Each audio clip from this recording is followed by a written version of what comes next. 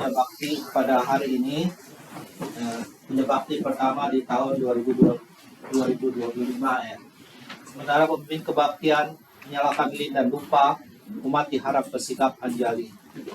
Brother and sister in Dharma, we are going to start our Sunday puja soon. This is our first puja in 2025. While the leader of the ceremony light up the incense and the candle, kindly put yourself in the Anjali position.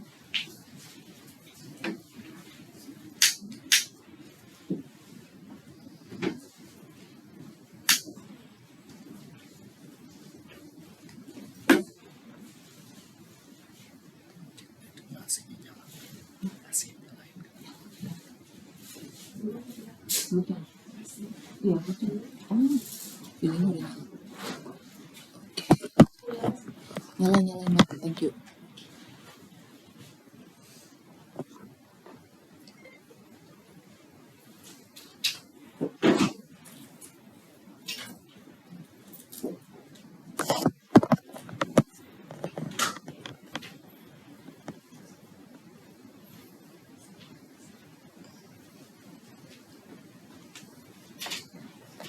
Kita akan mulai dengan nama Karapata di buku biru halaman 23. We're going to start with nama Karapata on the blue book, page 23. Arahang sama sambuddho bhagawa. Arahang sama sambuddho bhagawa. Buddhang Bhagawatang Abhiwademi. Buddhang Bhagawatang Abhiwademi. Yang berberkah, yang maha suci, yang telah mencapai penerangan sempurna oleh diri sendiri, aku bersujud di hadapan Sang Buddha, Sang Bhagawa.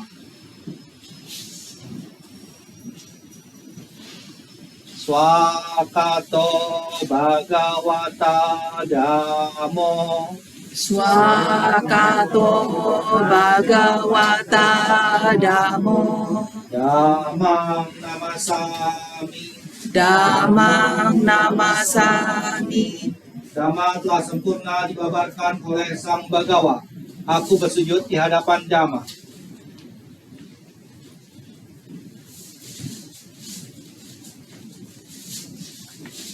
Supatipano Bhagavato Sawaka Sangho. Supatipano Bhagavato Sawaka Sangho. Sanggang namami. Sanggang namami. Sangga siswa Sang Bhagawa telah bertindak baik. Aku bersujud di hadapan Sangga.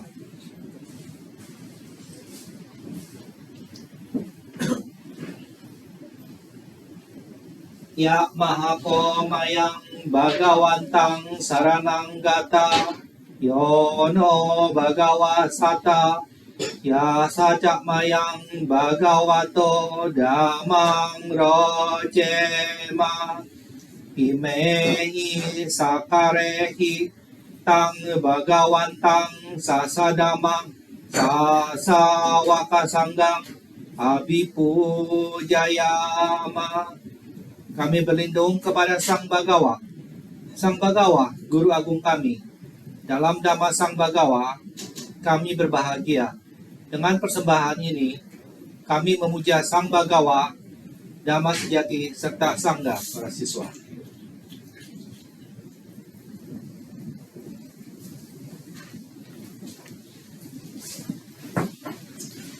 Kita lanjutkan dengan permohonan Tisrana Pancasila kepada Bhante.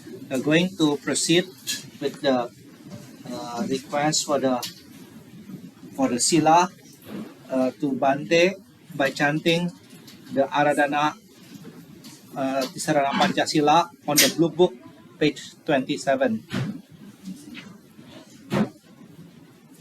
Di buku biru halaman 27 ya, yang di bawah. Kita mulai. Okasa aham Bhante Tisarani Sading Pancasilang Dhammang Yajami Anugahang Katva Silang Deta me Bhante Dutiyampi Okasa Ahang Bhante Tisaranena Sading Pancasilang Dhammang Yajami Anugahang Katva Silang Deta me Bhante Tatyampi Okasa Ahang Bhante Tisaranena Sading Pancasilang Dhammang Yajami Anugahang Katva Silang Deta me Bhante Yamaham vadami tam vadeta Ama Bhante Namo tassa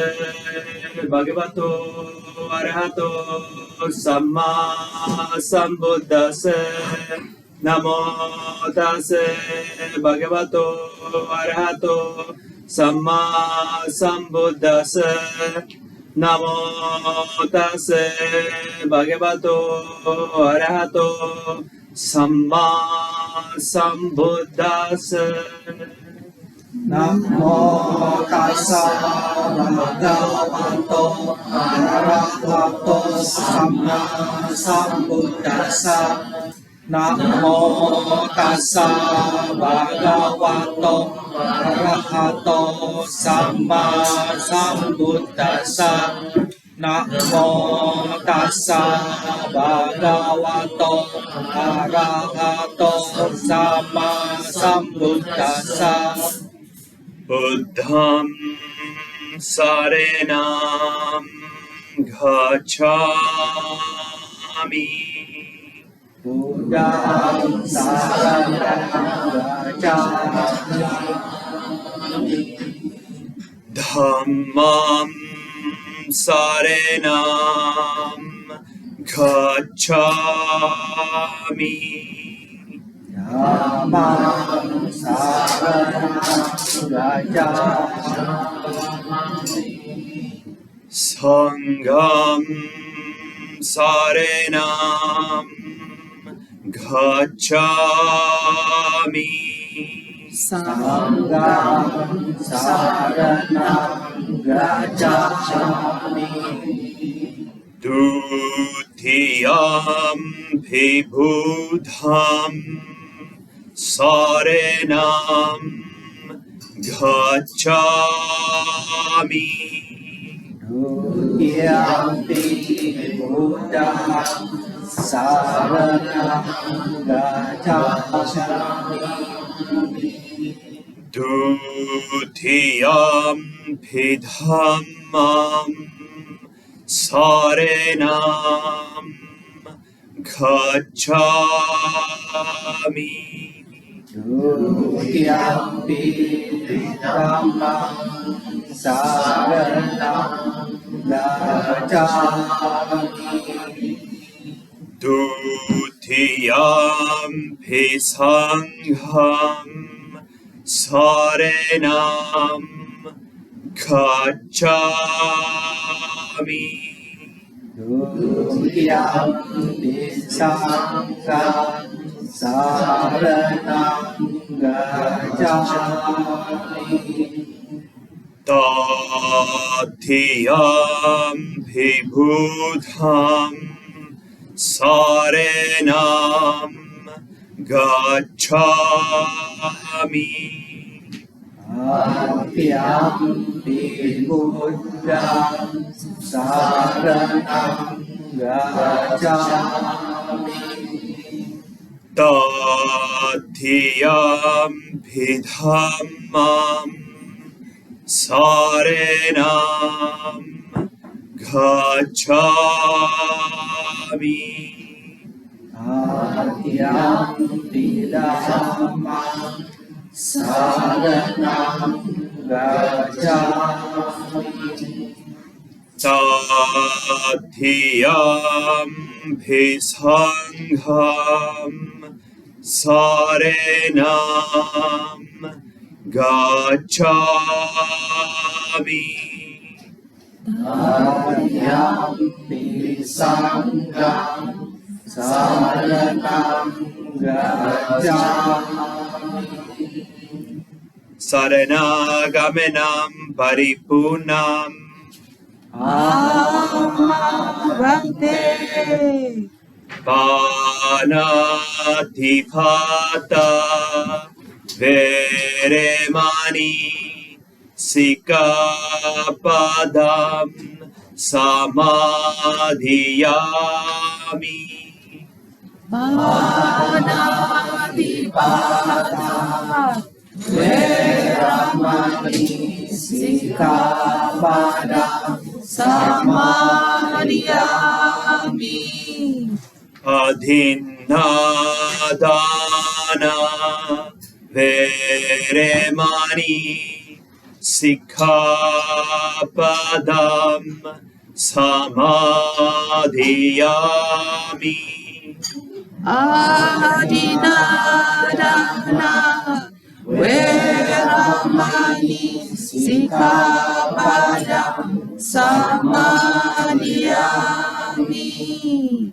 Kamesu michachara Veremani Sikapadam Samadhiyami. Kamesu michachara Veramani Sikapadam Samadhiyami. Musavada Veremani Sikapadam Samadhiyami. Musavada Veramani Sikapadam Samadhiyami. Suramereya Majjapamadatthana Veremani Sikapadam Samadhiyami.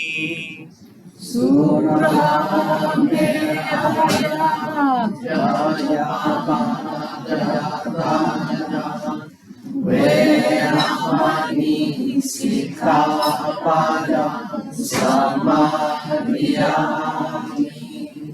Imani panchasikapadani Silena sugatim yanti Silene bhoga sampada Silena nibhutim yanti Tasma silam visodhaye.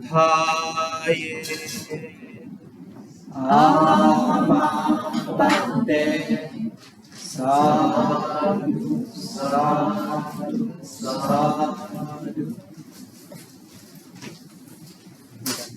We'll proceed with the 10-15 minute meditation. Would you kindly lead us for the guided meditation? Okay. So let's get nice and comfortable to meditate. Nothing fancy, just sit comfortably. And it is important that we have an upright posture, right? So none of us have a perfectly straight back, but try to have as straight of a back as possible. Also, check in with your shoulders. Make sure that your shoulders are not high and tense. Kind of relax your shoulders. Also, check in with your chest. Make sure that your chest is nice and open and you're not collapsing in on yourself. 10-15 menit after meditation. 너무 좋아요. So sitting comfortably with a straight back and shoulders relaxed and nice and open chest, we will practice anapanasati, mindfulness of the in and out breath. And we can begin by just gently and slowly closing our eyes and little by little withdrawing our attention, right? Pulling our attention away from the external environment. So typically during the day, our attention is outside, towards sounds, tastes, touch, and smells.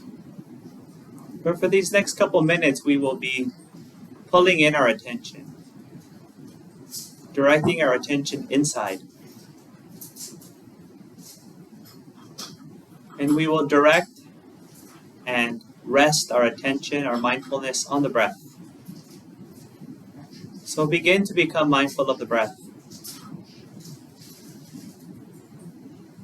We become aware of the breathing in. We become aware of the breathing out.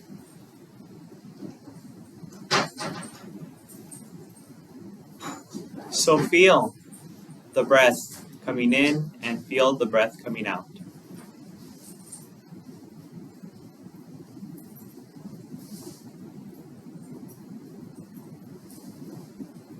We want to focus on feeling the breath. The first steps in Anapanasati are Kaya Nupassana, observing, watching the body. So we can watch the body by watching the breath. The breath is an activity of the body. So we become aware and mindful of breathing in and breathing out. Feeling the in-breath and feeling the out-breath.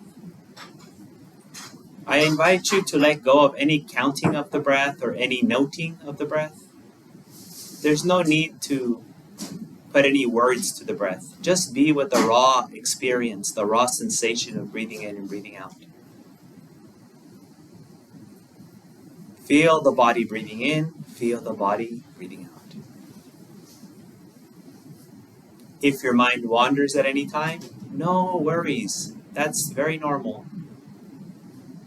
Just bring your attention back to the breath. If the mind wanders 100 times, we bring our attention back 100 times. That is part of the practice. Mindfully breathing in and mindfully breathing out. Letting go of any future plans, letting go of any memories of the past, and just being with the breath, the inhalation and the exhalation. Feeling the breath coming in, feeling the breath going out.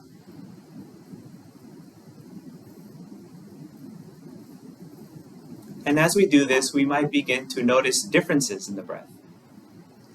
Maybe very slight, subtle differences and changes in the breath. You might notice that certain breaths are long and certain breaths are short. So we want to be aware of that, mindful of long breath, mindful of short breath. We don't want to control the breath in any way. Don't change your breath. Just breathe naturally. But be mindful whether it's long or whether it's short. Feel the breath coming in and out of your body.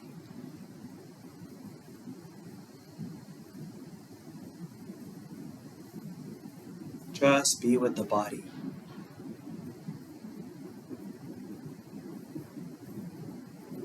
Keeping our attention inside.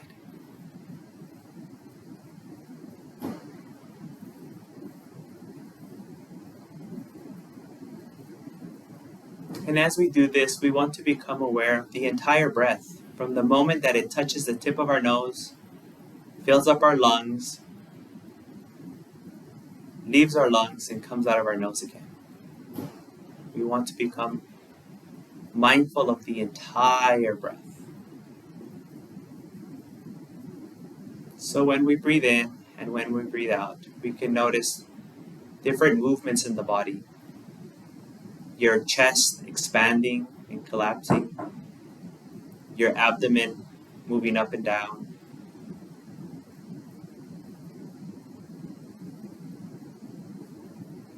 Bringing our attention to the body and feeling the breath.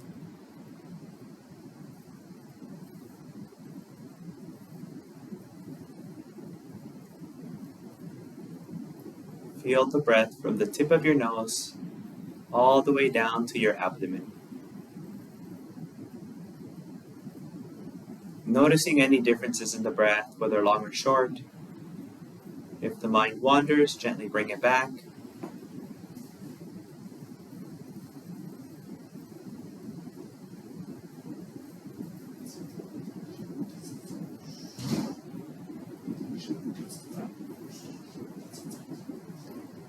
And then we want to become aware of any pleasant or unpleasant feelings in the body, comfortable feelings or uncomfortable feelings in the body. And in the same way, the very exact way that we were just watching the breath and not trying to control it, we do the same thing with these pleasant and unpleasant feelings. Whether pleasant or unpleasant, we just observe, we just watch them. So as we breathe in and as we breathe out, as we become mindful of the body, we become mindful of the feelings in the body. Maybe a little itch here, a little pressure somewhere else, or some pain in the body. And instead of reacting and trying to move or scratch, we just watch it without reacting to it, without moving the body. Whatever it is that's happening in your body, for the next few minutes, just be with it. Also, if there's any very pleasant feelings, maybe you feel so relaxed, you're a bit tired, and you feel so comfortable and relaxed. Also watch that. Watch that comfort, that pleasantness, that pleasant feeling in the body.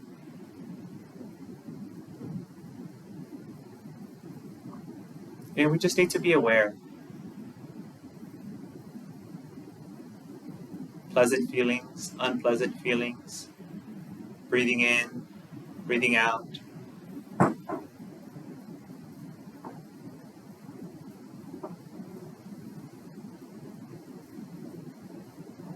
Bringing our mind back every time it wanders away.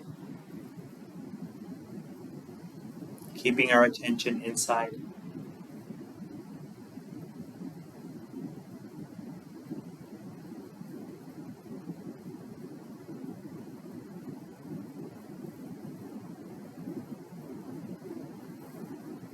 So as we pay attention to the breath naturally by itself starts getting calm. As we stop reacting to our natural tendencies in the body, these impulses, these urges that arise, the body becomes relaxed.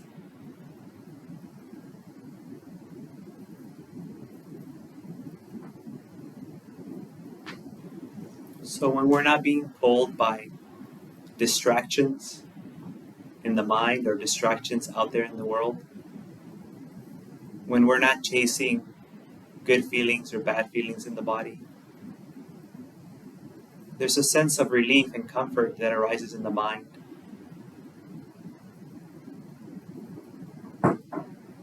Tranquility in the mind that arises due to the mere absence of giving in to these habitual patterns. The mind can just rest now. And this makes the mind happy. It no longer has to control or chase or fix or push away. Mind becomes naturally happy, joyful.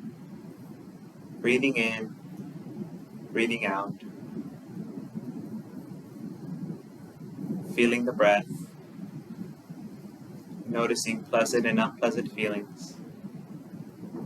Letting go of worries, doubts, regrets, anger, not reacting, letting go of impulsivity.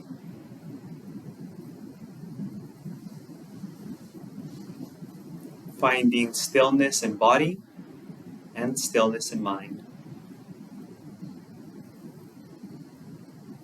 The serenity.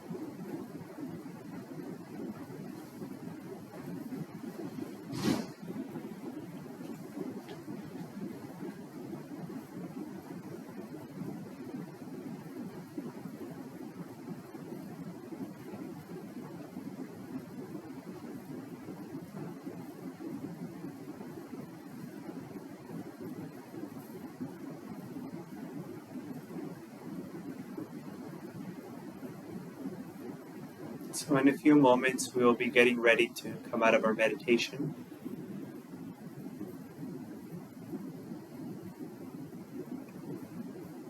But let's set an intention.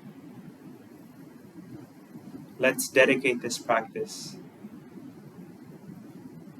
The merits and results of this practice for our own well-being. By the power of this wholesome state, may I be free from bad friends, bad company, and may I always have good friends. May I always be in good company until I attain the supreme bliss and peace of Nibbana. So whenever you're ready, you can begin to gently open your eyes, perhaps move your limbs, stretch out a bit.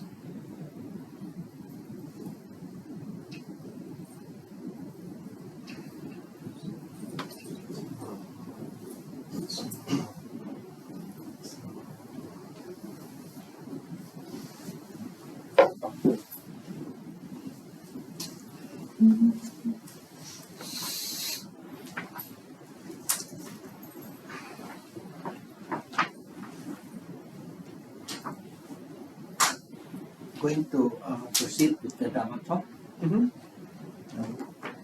So we're going to proceed with Dhamma talk. That is, we're going to formally request Bhante by chanting the Aradhana Dhammadesana on the Blue Book, page 46.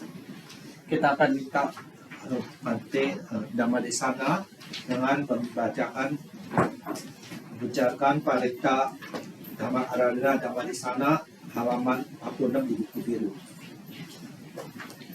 Brahmacaloka dipati sahampati katanjalihat dewarang ayacata santi dasata parajata jatika desetu dhamma anukampimang pajam.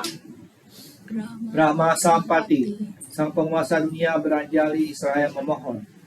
Di alam semesta ini ada makhluk-makhluk yang memiliki sedikit debu di mata mereka. Ajarkanlah Dhamma demi kasih sayang kepada mereka.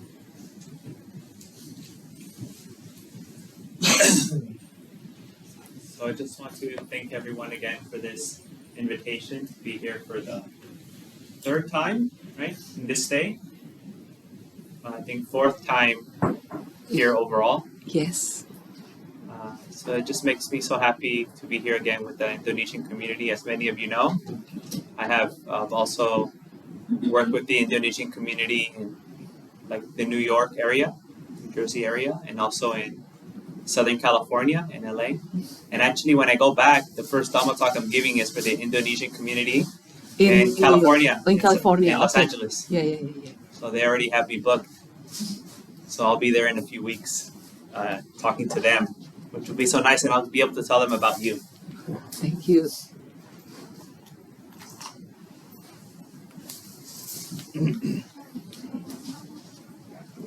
So now, as we prepare, before we get into the Dhamma talk, I'll just pay my respects to the Buddha first. Namo tassa bhagavato arahato samma sambuddhassa. Namo tassa bhagavato arahato samma sambuddhassa. Namo tassa bhagavato arahato samma sambuddhassa.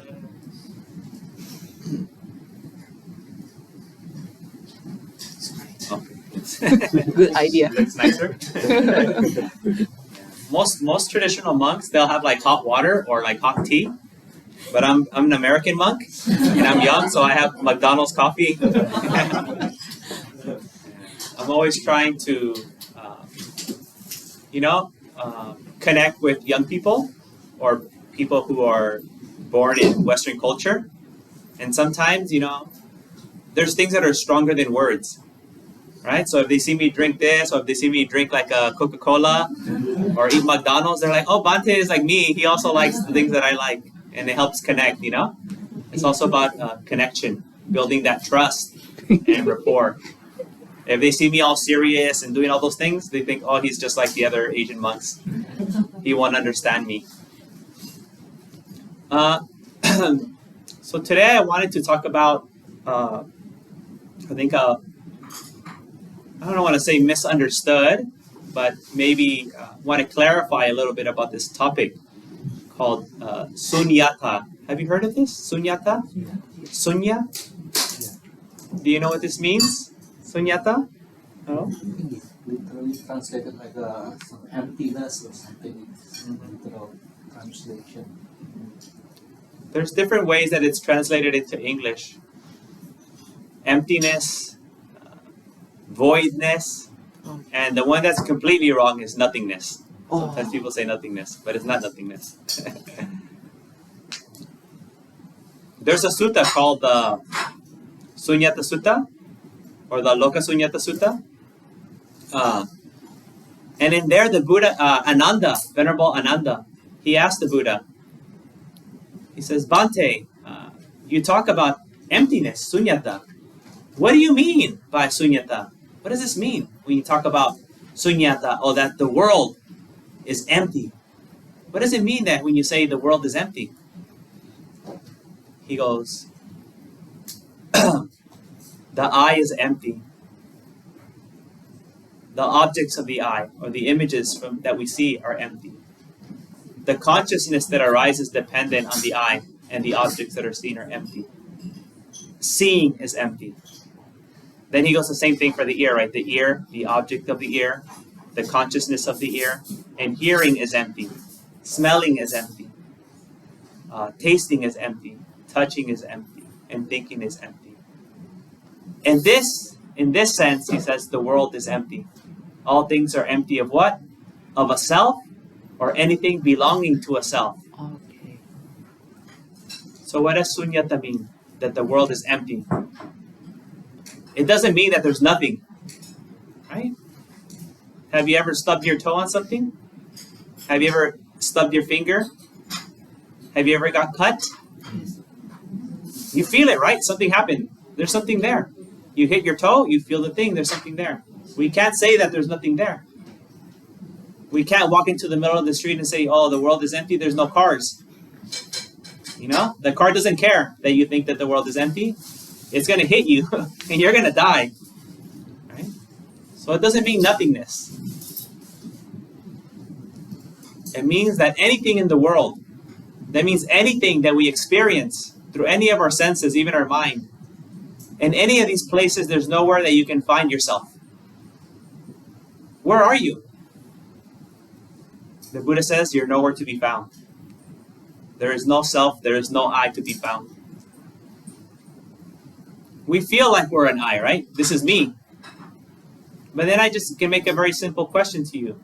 This, you say this is me. What is this? What is this me that you're talking about? Show it to me.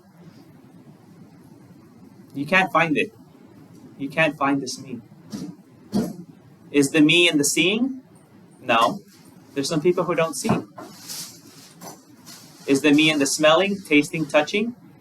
No, there's people who are completely mute, deaf, blind. Is the me in the body? Am I this feeling of the body?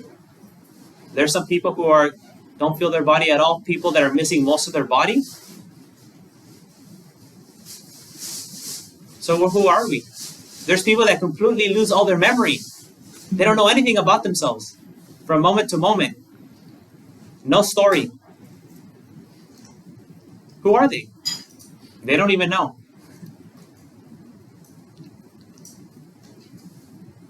We can't find anything in the world that's us. The world is empty because we always create our identity from the world in relationship to the world. I'm Indonesian, I'm Buddhist. Those things are out there, right? Buddhism is not in here. Buddhism is a set of rites and rituals and books and practices and temples and clothing. That's Buddhism. That's out there. It's not in here. Indonesia? What's Indonesia? Indonesia didn't always exist, right? Indonesia is just like a social contract. We all agree that these lines here, we draw these lines and then that's Indonesia because we agreed upon it. But if you look on a satellite, you're not going to find those lines on the planet. If you were to be an astronaut and you go out into space, you won't find those lines. There's no sign in the sky that says Indonesia. But we consider ourselves Indonesian, or we consider ourselves Buddhist. We consider ourselves a mom or a child, an employee, a boss, beautiful or ugly, smart or dumb, always in comparison to others, right? I'm smart because I know other people are not as smart as me. Therefore, I'm smart because other people are dumber than me. Or I'm dumb because everyone else seems to figure things out. And I'm not as smart as them, therefore I'm dumb. So all of our identities are based on the world, our relationship to things. But if we say, okay, any of these identities, we can't actually find it anywhere if I ask you for it. Say, well, I'm a mother. I know that I'm a mom. That's who I am. Where is this momness? Show it to me. We can't find it. All you can say, well, is like, here's my son or daughter. That's how I know I'm a mom.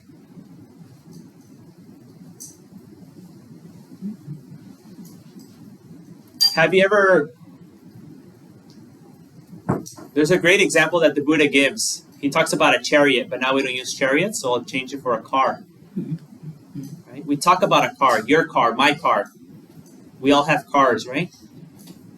And we can go outside into the parking lot, and I say, well, show me the car. Touch the car for me, I'll say. Touch the car, what's the car? You'll touch one part, and I'll say, oh, no. That's the hood. That's not a car, that's a hood. If you try to sell me a hood when I'm paying for a car, I wouldn't buy it. I want you to give me a car. Don't give me the hood. Then you'll grab another part and I'll say, oh, well, that's the seat, or that's the wheel, or that's the tire, or that's the transmission, or that's the engine. And we'll go through the whole car and we'll never find the car. We'll find all these other things, but we never find the car. So what is a car? When all these things come together, we call it a car. Yeah. The car doesn't call itself a car. We call it a car when all these things are together. But even this idea of car is so fluid. We can't agree what's a car and what's not a car.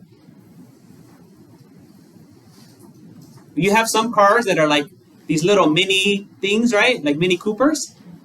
And then you have others that are like a Maserati. Like, what is they don't even look similar. They look way different.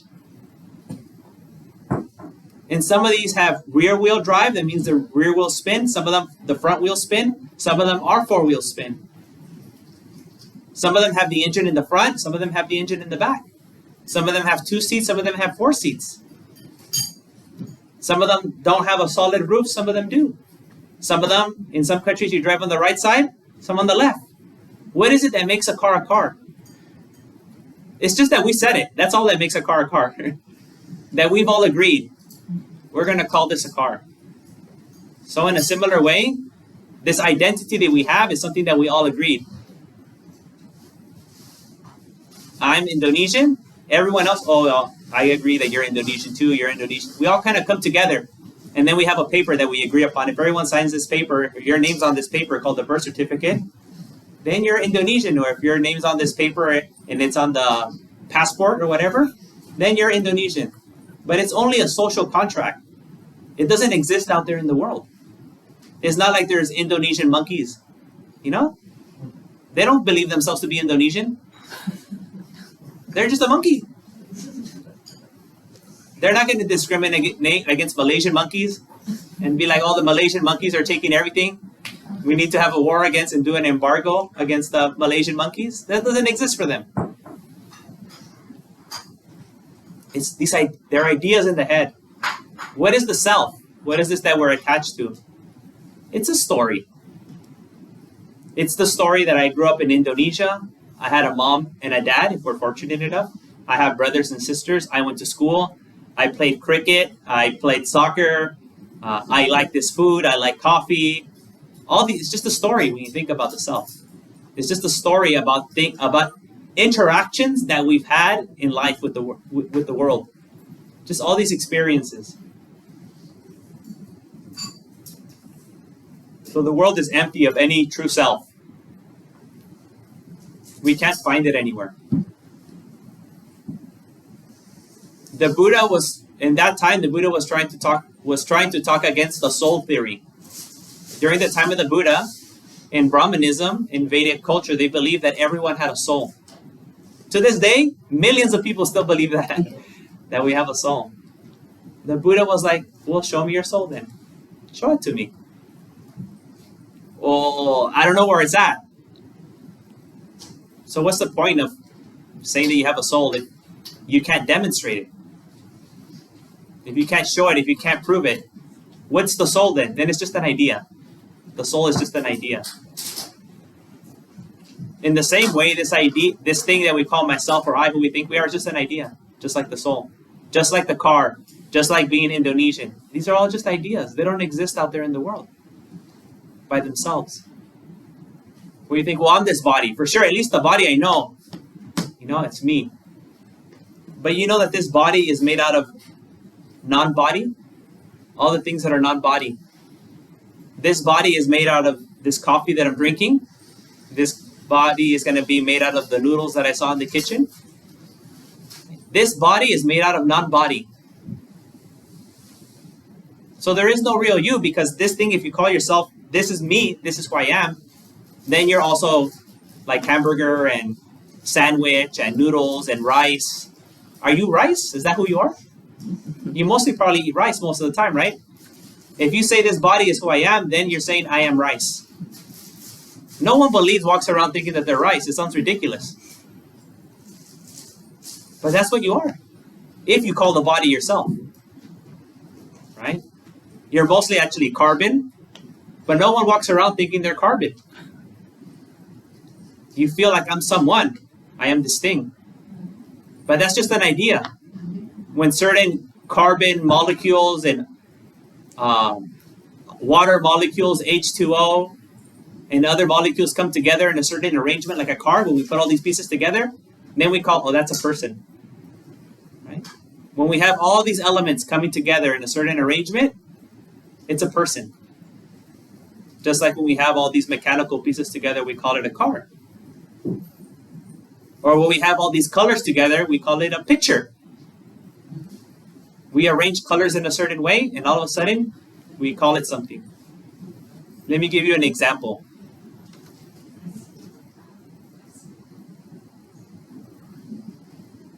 What is that? Smiley face, right? Most people would say, right? How does that look like this? There's no similarity. That's just two dots and a line. And you came up with the idea smiley face, right? But there is no smiley face here. There's not even dots because I didn't draw anything in my hand. In the same way, we see these colors. You see these orange colors. You see all these things. Oh, Buddhist monk. There's no Buddhist monk, right? There is colors. There's orange colors. We can't deny it. You see orange. There's a certain figure. If you would come up and you're a man and you would touch me, you would feel something solid. If you get really close, maybe you would smell something. There's a smell. There's all these things, but there's no actual Buddhist monk there. It's all just images, sounds, smells, taste, and touch. When they come together, then we put an idea on it. That's what usually we call nama rupa. Right? There's some image, the rupa, then the nama comes. As soon as I did this, that's the rupa. Now the nama. Oh, smiley face. I know it's a smiley face. That's not a smiley face. It's just two dots in a line. We interpret it that way.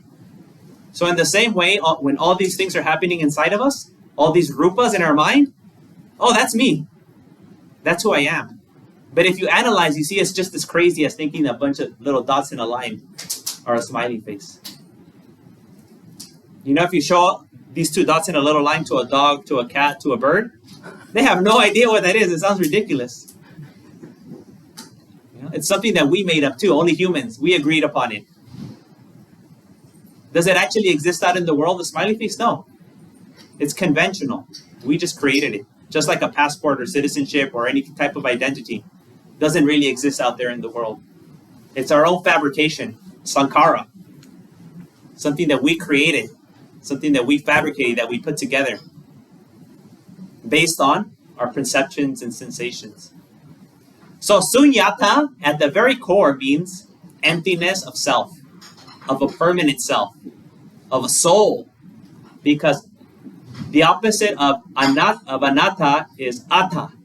Atta means like a soul, like a spirit, like a jiva. Sometimes you hear this word jiva, like a spirit. Indonesia we call it jiwa. Yeah. It means no jiva, no atta, no ego, whatever you want to use, whatever concept you're most familiar with. Or also now in modern days in the West, Western philosophers think they're the consciousness. I am this consciousness. They make that into the self. The consciousness is the self. This is who I really am. If you think that, then also that is also empty. That consciousness is also empty. All things are empty. The world is empty. That's the way of the Buddha saying that everything is empty. You can't find the self in material things and feelings, sensations, perceptions, constructions, and consciousness and emotions and anything.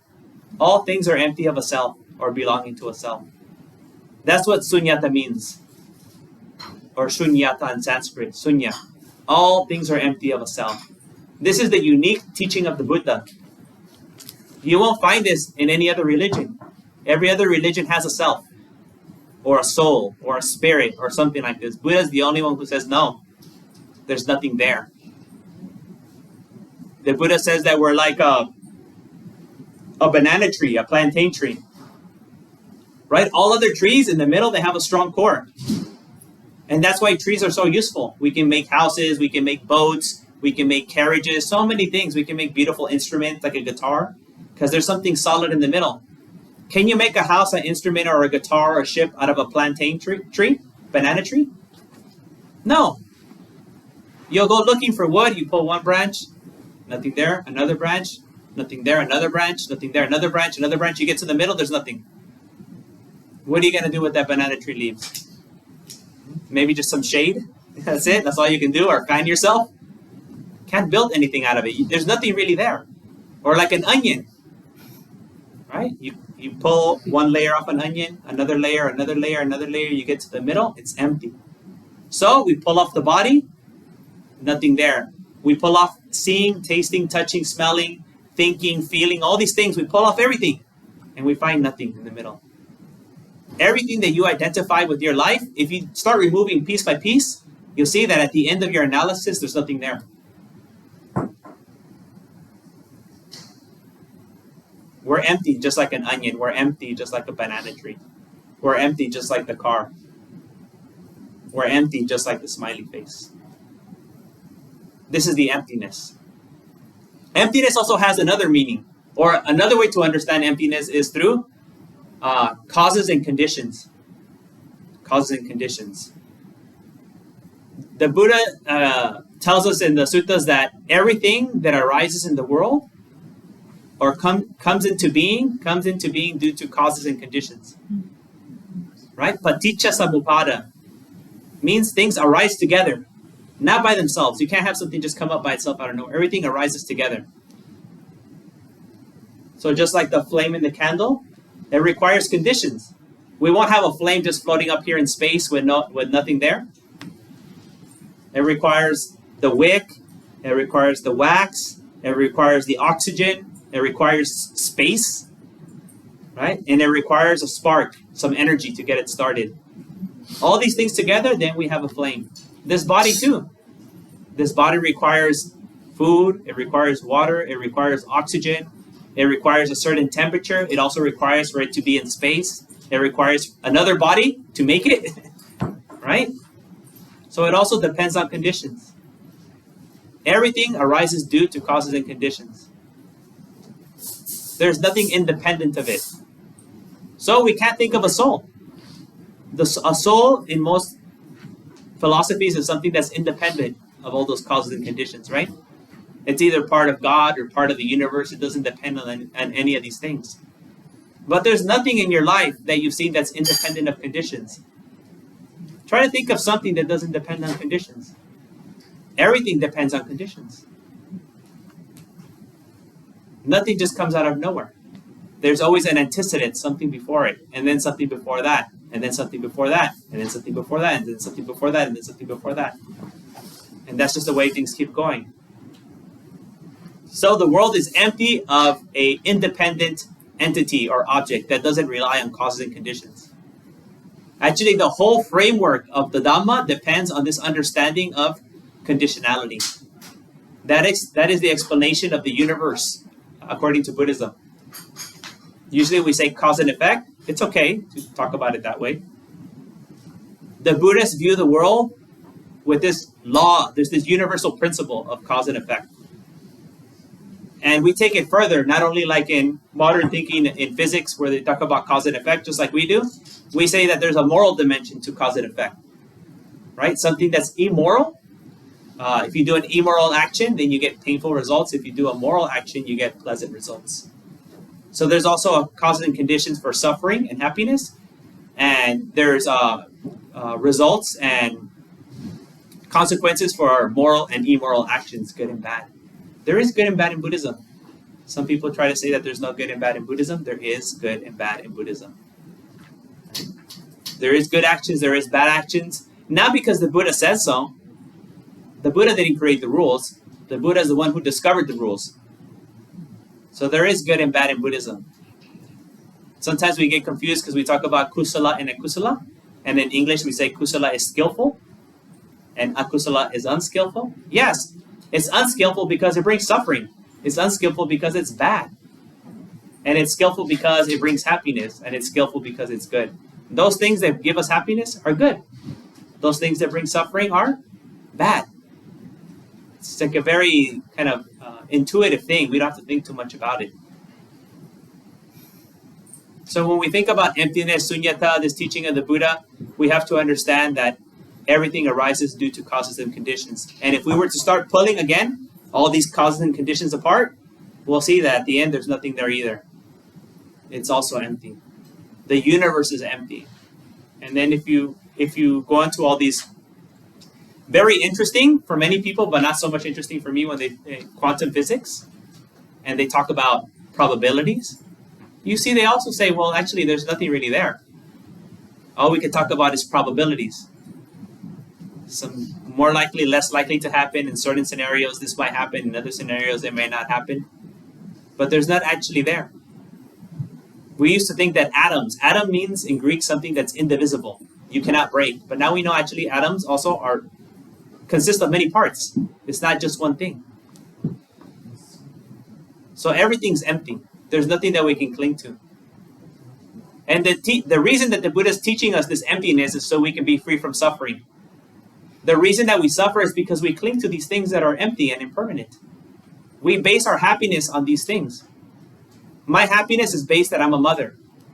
What happens if you stop being a mother then? Then you lose your happiness. Right? If you lose your child, you lose your happiness. If you identify yourself as a very respected and esteemed and popular person and famous, what happens when you lose that? Oh, then you suffer. Anything that we cling to, we suffer. Anything that we identify with, we suffer. Because there's nothing there to grab onto to begin with. It's like trying to find, I said earlier, that solid piece of wood in a plantain tree. You can go through the whole plantain grove. You'll never find it. You'll just be disappointed. Your desire drives you from one tree to another, clinging to this idea. I'm going to find it finally in this tree. There'll be some wood in there. And just dissatisfaction over and over and over again. So we do this when we grow up. When I'm 18 and I become an adult and I can do whatever I want to do, then I'll be happy. You find out, actually, no, you're not going to be happy. You'll be more miserable as an adult.